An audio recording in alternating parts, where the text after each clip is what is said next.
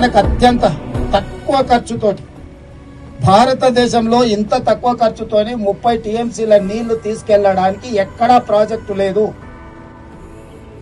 ఇది మామూలు సందర్భంలోనే 30 టీఎంసీలు.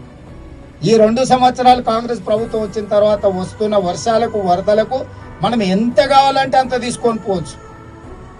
వాళ్ళకు పోతిరెడ్డిపాడు ఎట్లనో దానికి ప్రత్యామ్నాయం అంతకంటే మంచి ప్రాజెక్ట్ ఈరోజు ఎస్ఎల్బిసి టనల్.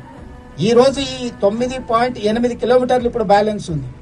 ఆ బ్యాలెన్స్ టనల్ పూర్తి చేయడానికి టనల్ పర్మిషన్స్ పాడవడము, ఆ సాంకేతిక నైపుణ్యంతో చేస్తే ఇంకా ముందుకు వెళ్ళలేని పరిస్థితులు ఉన్నాయి. కాబట్టి నూతన సాంకేతిక నైపుణ్యంతో ఆనాడేసిన అంచనాల ప్రకారం ఈనాడు పనులు పూర్తి చేయించడానికి ప్రభుత్వం నిర్ణయం తీసుకున్నది.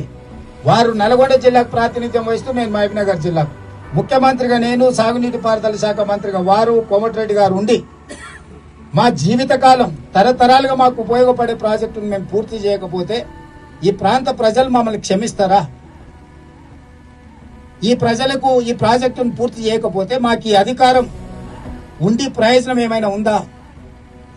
కాబట్టి వాళ్ళు ఎలాంటి చిల్లర మల్లర మాటలు మాట్లాడి ఏం ఆరోపణలు చేసినా నిలబడి ఎదుర్కోదలుచుకున్నాము. ఈ ప్రాజెక్టును పూర్తి చేయదలుచుకున్నాము.